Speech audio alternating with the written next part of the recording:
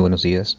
El día de hoy vamos a realizar la exposición del informe extraordinario emitido por la Defensoría del Pueblo relacionado a los conflictos socioambientales por actividades extractivas. Los integrantes son Tábara García, Evelyn Carolina y quien les habla, Vázquez Mateo, Frank Nelson. Vamos a empezar con el objetivo de este informe.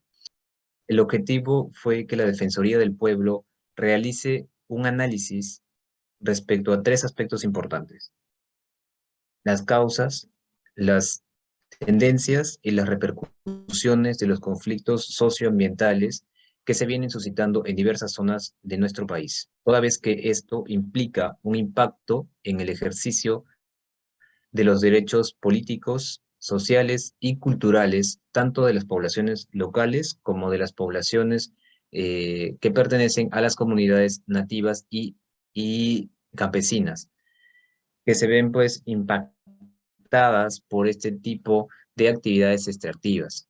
Una vez efectuado este análisis, la Defensoría emite pues en este mismo recomendaciones y sugerencias tanto para el Estado, para la empresa y para la sociedad en general, con el propósito de construir un marco de actuación que ayude a prevenir todo tipo de conflicto social que derive de las actividades extractivas en nuestro país.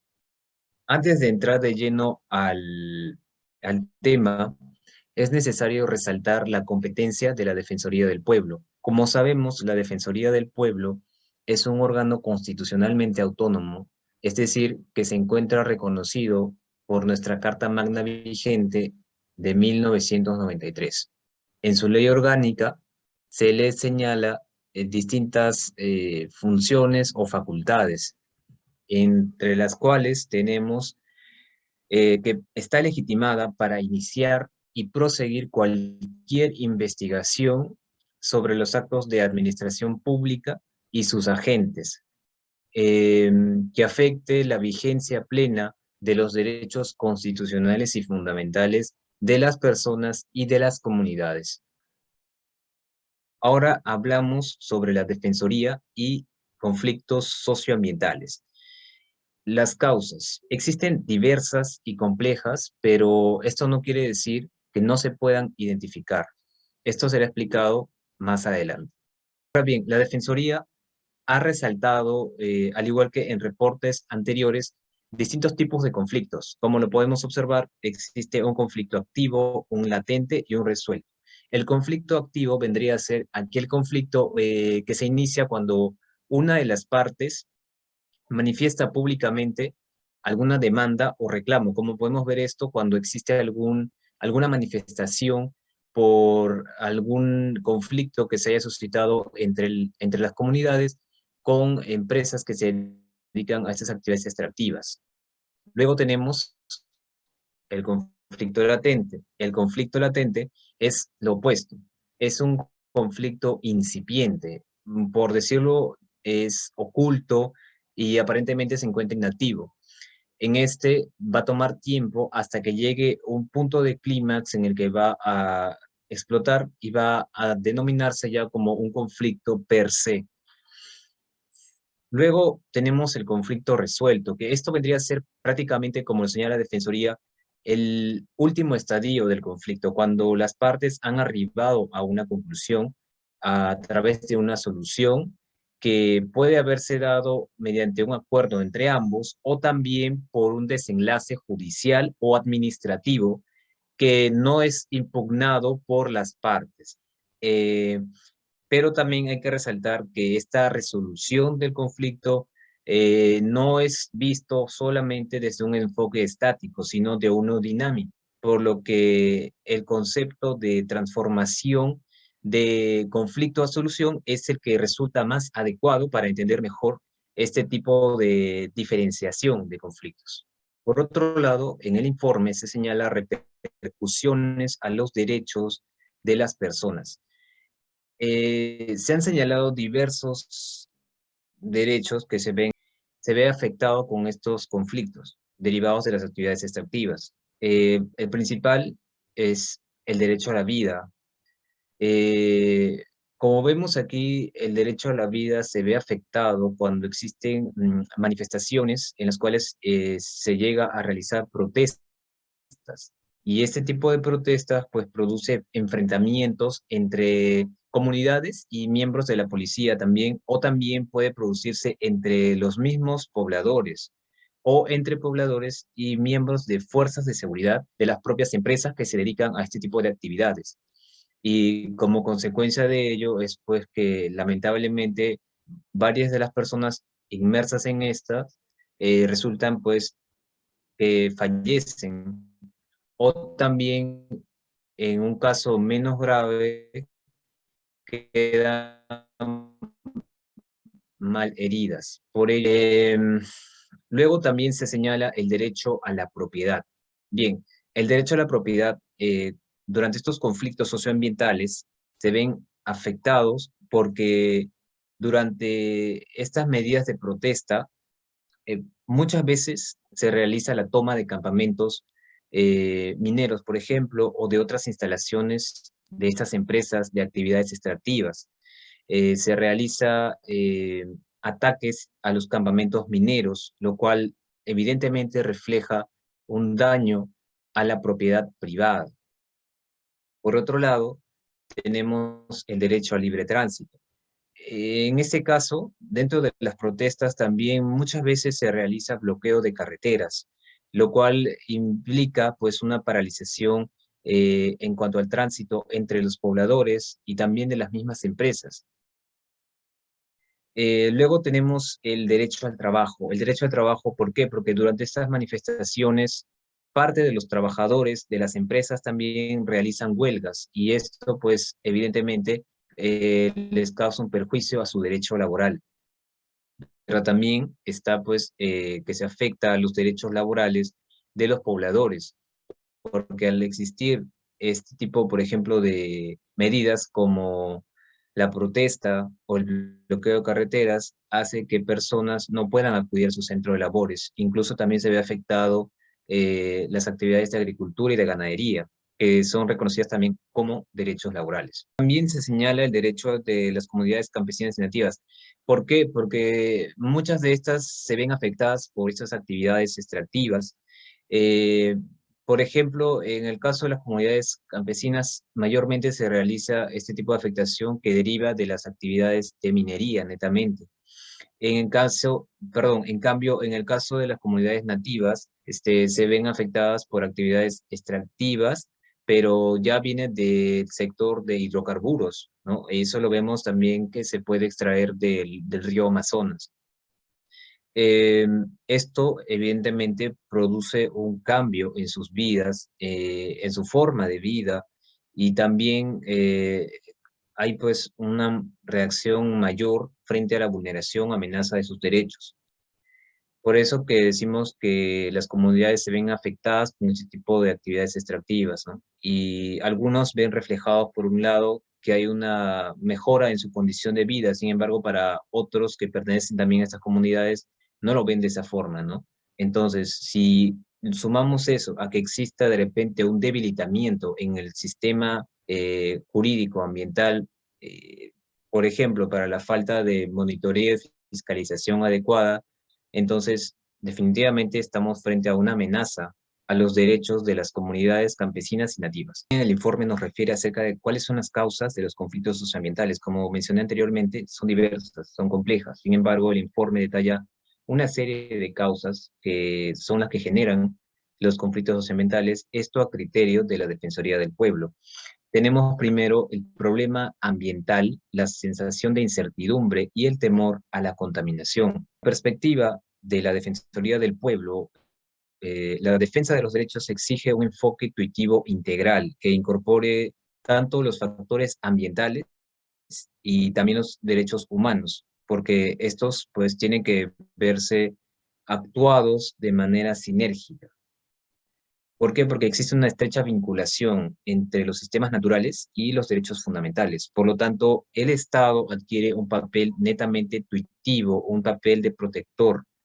Por lo tanto, el Estado también, esto implica que él impida que terceros, pueden ser particulares o también empresas que tengan pues una composición mixta en su capital, menoscaben de algún modo el disfrute de estos derechos, contaminando pues el medio ambiente. En cuanto al temor a la contaminación, muchos de los pobladores que viven en zonas aledañas de estas, donde se practican esas actividades, temen por sus vidas, por su integridad, por su salud, porque se ha visto muchos casos en los que tanto los trabajadores de esas empresas como los que se encuentran en zonas aledañas sufren enfermedades por haber estado en interacción en ese ambiente contaminado. Por eso el informe señala que la contaminación muchas veces se caracteriza por la dificultad en la precisión de sus características.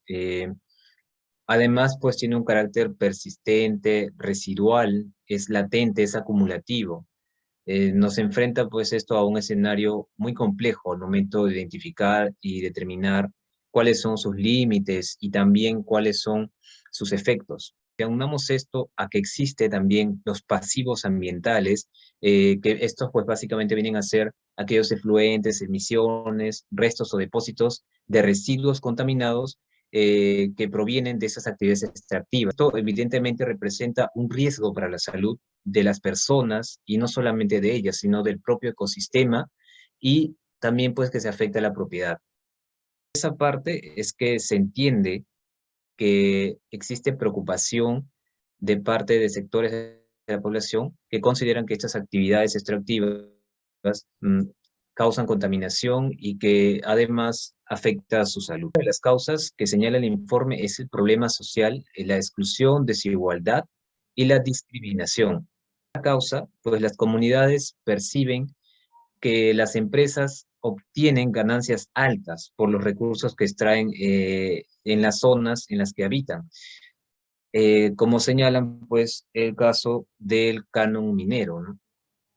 Pero como sabemos y como lo refiere la propia Defensoría, los recursos naturales le pertenecen al Estado, son un patrimonio de la nación. La interpretación quizá un poco equivocada respecto a los recursos naturales como parte del patrimonio del Estado y que este es soberano para su aprovechamiento, las comunidades campesinas y nativas no logran comprender muchas veces esto. Y esto hace pues que ellos piensen que son desplazados y son marginados y discriminados en cuanto a que la Constitución reconoce al Estado y no los menciona a ellos. Además, esto también se añade a que los espacios donde realizan las actividades extractivas constituyen, pues evidentemente, un espacio vital para esas poblaciones, porque sabemos que, por ejemplo, los yacimientos mineros se encuentran en gran parte de las comunidades campesinas. Por otro lado, existen los hidrocarburos que se encuentran, por ejemplo, en la zona de la Amazonía, y esto afecta, pues, a las comunidades nativas. Estos desaciertos se originan en, pues, raíces históricas, ¿no? Y esto, pues, explica la conflictiva situación actual. Es evidente, como señala la propia Defensoría, que existen marcadas diferencias culturales y sociales entre los pobladores de las regiones donde se ubican estos yacimientos, como ya hice mención, y los funcionarios de las empresas y del Estado. Entonces, esto a la larga conlleva a que exista un complejo sistema entre la comunicación y la comprensión entre ambos. Y muchos de estos derivan y terminan por agravar el conflicto. En este sentido, es que el Estado no ha logrado identificar a tiempo la importancia del aspecto social en la promoción, en la evaluación, en la fiscalización de los proyectos y operaciones derivados de estas actividades extractivas. Por lo tanto, en mayor parte es que no se ha logrado atender todas las demandas y reclamos de la población vinculados a estos impactos sociales, lo cual, pues evidentemente genera una acumulación de descontento y desconfianza. Y la falta de esta identificación genera pues problemas sociales y también vulneraciones a los derechos fundamentales, a la paz, a la tranquilidad y a la seguridad. Por eso que la Defensoría señala pues, que los gobiernos, tanto regionales, locales y el gobierno central, tienen que desarrollar mayores esfuerzos para prevenir que los conflictos se tornen violentos. Una de las causas es la afectación de los derechos fundamentales que ya hice mención en la lámina anterior. Pues todo conflicto siempre se basa en que se está afectando un derecho fundamental, sobre todo ese tipo de derechos que ya fueron mencionados como el derecho a la vida, el derecho a la integridad, el derecho a la propiedad, el derecho al trabajo, el derecho de las comunidades campesinas y nativas, ¿no? Porque existe justamente esta protección de alcance constitucional para estos derechos y una actividad de carácter económica que si bien es cierto, aporta mucho para la economía del Estado, no puede afectar a los derechos fundamentales ya mencionados. Incluso el informe rescata pues un fundamento del Tribunal Constitucional en el que señala que hay una relación entre el ambiente adecuado y el derecho a la vida. O sea, y aquí señala pues una obligación inherente al Estado y de los particulares para poder mantener condiciones naturales del ambiente. ¿Para qué? Para que la vida humana pueda existir en condiciones ambientales dignas, ¿no? Esto se relaciona evidentemente con el principio de la dignidad humana, el derecho a la vida, el derecho a la integridad y también el derecho a gozar de un ambiente sano y equilibrado. Las causas es la actuación del Estado en los conflictos socioambientales, problemas en la gestión y en la institucionalidad ambiental como fuentes de desconfianza de la población en el Estado. En este caso hablamos de la debilidad en el manejo de los conflictos. Como vemos, el Estado es poco eficaz para prevenir y mediar situaciones de conflicto. Por eso vemos que existe con bastante frecuencia poblaciones que protestan porque sienten que sus derechos son vulnerados. Por ejemplo, hemos visto muchas poblaciones que protestan por el acceso al agua, ¿no? Y incluso se beneficia más este acceso al agua a las empresas eh, que se dedican a esas actividades extractivas, justificando el aporte a la economía, ¿no? Debe entender es que no se puede estar en contra necesariamente de las actividades extractivas, ya sea de yacimientos mineros o de hidrocarburos, eh, porque algunos piensan que existe incongruencia cuando se habla de sostenibilidad, sino que lo que se tiene que enfatizar es que existen riesgos ambientales de estas actividades, pero justifican la cautela y la vigilancia, lo cual pues requiere evidentemente desarrollar propuestas unas propuestas pues de cambio a nivel normativo e institucional y también pues en las conductas de los actores que intervienen en esto para lograr una actividad aceptable socialmente. ¿Para qué? Para poder recién alcanzar un desarrollo sostenible adecuado. Como menciona, en nuestro país la gestión ambiental se basa en el Sistema Nacional de Gestión Ambiental, que está regulado por una propia norma, incluso que existe una autoridad ambiental a nivel nacional, que es relativamente nueva, ¿sí? Pero hasta la fecha no se ha logrado avanzar como debería de haberse realizado. También señala que estas normas no deben quedar en teoría, sino que deben aplicarse. Por ejemplo, los límites máximos permisibles debe tener una adecuada regulación y una fiscalización por parte de la autoridad competente para verificar si efectivamente las empresas que se dedican a este tipo de yacimientos puedan, pues, realizar sus actividades normalmente sin exceder el límite permitido por la norma. Ahora, un punto importante que se tiene que resaltar es que dentro del marco de la gestión ambiental se ha creado, pues, un derecho al acceso a la información ambiental y a la participación ciudadana, lo cual esto es desconocido por las poblaciones. Entonces, se le da pues una especie de transparencia a los procesos o los procedimientos que involucra las actividades extractivas del Estado con las empresas privadas. Tenemos las externalidades ambientales negativas y su impacto en actividades económicas distintas a las extractivas. Ahora, en esta causa, pues hay sectores de la población que perciben que las actividades relacionadas a la extracción de minerales o de hidrocarburos no son compatibles con la agricultura o con otro tipo de actividad económica, como por ejemplo la ganadería o el turismo. Y por eso, pues, piensan que el Estado está parcializado a favor de estas empresas y no protege a las otras actividades, es decir, como que realiza una discriminación. Y esto, pues, conlleva a que los conflictos se incrementen. Pues la regulación y la gestión ambiental del Estado debe garantizar, además del respeto de estos derechos ambientales de la población, el adecuado control de todas las actividades económicas, de manera que se pueda prevenir la contaminación y alcanzar un desarrollo armónico de todas ellas sin excepción alguna. Por ende, es de señalar, como lo hizo la Defensoría, que el Estado tiene que dar a conocer una nueva forma de cómo enfrentar este dilema, ¿no? Y también pues que renueve el compromiso con todas las actividades económicas, ya que no solamente debe estar enfocado en las actividades de tipo extractivas, sino también estar enfocado en la agricultura, en la ganadería, el turismo, que también representan un buen porcentaje del crecimiento económico en nuestro país. Tenemos la última causa, la actuación de las empresas en los conflictos socioambientales. Como vemos, las empresas necesitan construir, ampliar o mejorar caminos y carreteras para acceder a diferentes zonas de actividad.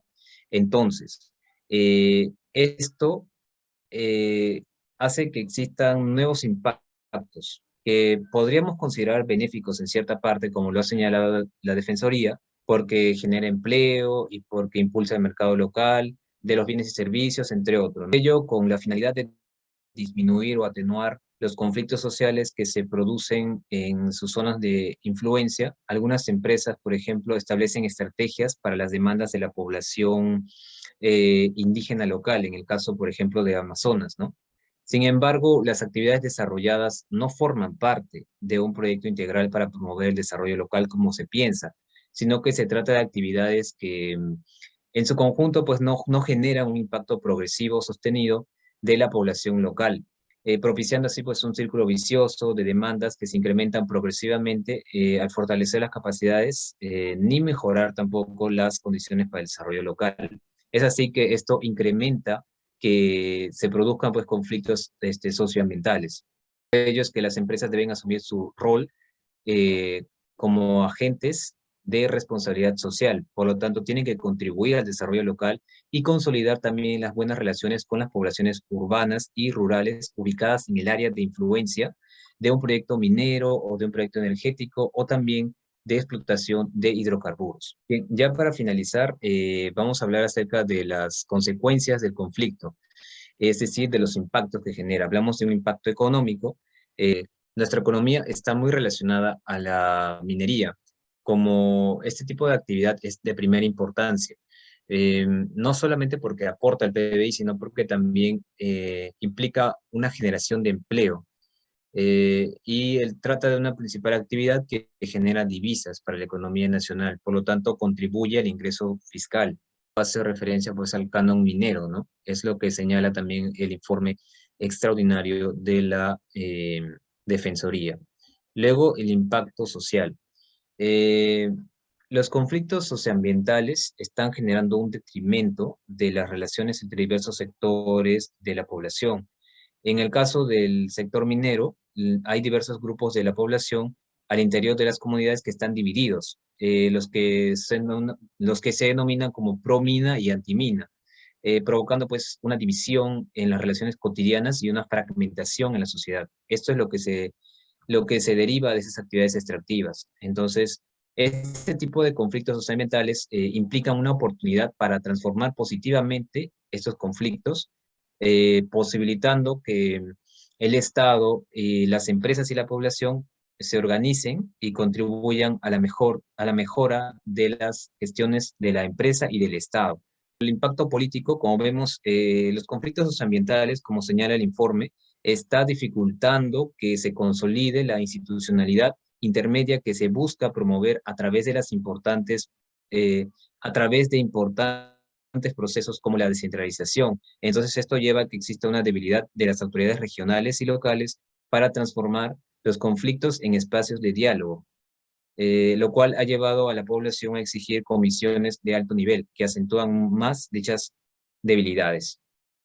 Bien, eso es todo mi parte, le doy pase a mi compañera. Gracias. Mi nombre es Evelyn Carolina Tavara García y en esta parte nos evocaremos específicamente a determinar las recomendaciones a efecto de poder evitar posibles conflictos socioambientales. Las recomendaciones para el Estado es que este debería reformar y fortalecer la institucionalidad ambiental. El Estado debe considerar mejorar la eficacia de la gestión tanto ambiental como social de este mismo. Se debe considerar mejorar cada uno de los mecanismos de participación y consulta ciudadana. Asimismo, el Estado debe incrementar la efectividad del uso del canon y sobrecanon y la aplicación de regalías. Finalmente, consideramos que el Estado debe buscar fortalecer las capacidades técnicas tanto del gobierno local como el gobierno regional, y esto a efecto de poder dar un adecuado cumplimiento de cada una de las funciones en materia ambiental. Consideramos que las recomendaciones para la empresa serían las siguientes. La empresa debe estar comprometida de cierta forma a cumplir escrupulosamente cada una de las obligaciones ambientales y sociales. Esta debe estar comprometida a buscar privilegiar el diálogo y sobre todo la transparencia durante todo el ciclo de vida del proyecto. Asimismo, consideramos que la empresa debe evitar pronunciar o dar discursos confrontacionales que califiquen de una forma negativa las demandas sociales o a los dirigentes. Esta debe registrar acuerdos y debe cumplir con cada una de las promesas en las que se encuentra inmersa. Se debe tomar en cuenta promover, calificar y sobre todo brindar el apoyo al desarrollo de cada una de las capacidades para la participación ciudadana en temas de vigilancia y monitoreo sobre la gestión ambiental. Finalmente, la empresa debe estar comprometida de cierta forma a apoyar el desarrollo de otras actividades económicas y a dar el impulso a otras cadenas productivas. Las recomendaciones para la población y las organizaciones de la sociedad civil se encuentran determinadas de la siguiente forma. Consideramos que estas deben privilegiar el diálogo y sobre todo se debe dar mayor énfasis a la participación de manera responsable y transparente en los procesos de diálogo formales o informales. La población, tanto como las organizaciones de la sociedad civil, deben modificar y buscar mejorar cada una de las actitudes y conductas de la población y sobre todo de los líderes y de las organizaciones de la sociedad civil y otros. Estas deben actuar de manera responsable en cada uno de los espacios de participación ciudadana ofrecidos ya sea por el Estado u otras entidades. Finalmente, consideramos que tanto la población como las organizaciones de la sociedad civil deben cumplir con cada uno de sus deberes y obligaciones ambientales y sociales. Finalmente, hemos creído conveniente proyectar los conflictos socioambientales reportados por la Defensoría del Pueblo. Eso sería todo. Muchas gracias.